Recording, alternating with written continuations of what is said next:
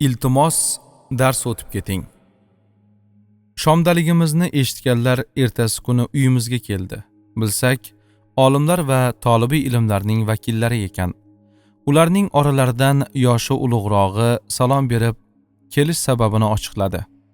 Hazrat, sizning tez orada bu yerdan ketishingizni eshitib, dars olish istagimiz kuchliligidan keldik. O'zi ko'pchilikmiz. Agar fursatingiz bo'lsa, ilm ulashsangiz, iltimos, xo'p desangiz, qolganlarni ham chaqirardik.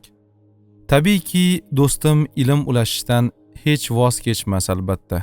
Buning uchun imkon topardi. Ularning kelishiga ruxsat berildi. Birpasda tumonat odam yig'ildi.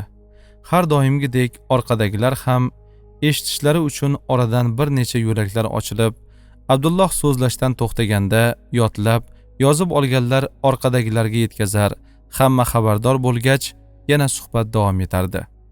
Abdullohning 700 mingdan ziyod hadisi sharifni yod bilishidan, ilmda Amir al-Mu'mininligidan xabardor insonlar suhbat so'ngida bittagina hadisi sharif rivoyat qilishni iltimos qildi. Do'stim cho'k tushib, yaxshilab o'tirib olgach, odob bilan so'zlay boshladi.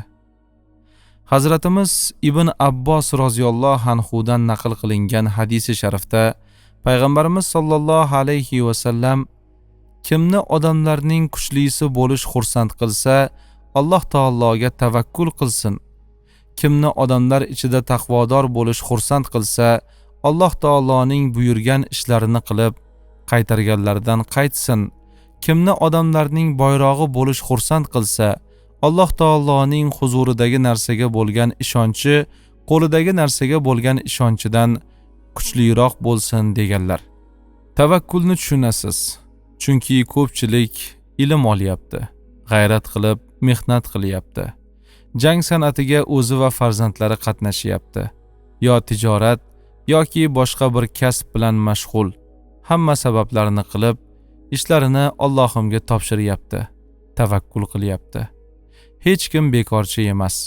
Dunyo musulmonlari qo'ldan kelgancha Alloh taolo buyurgan ishlarni qilib, qaytargan ishlardan o'zlarini tiymoqda.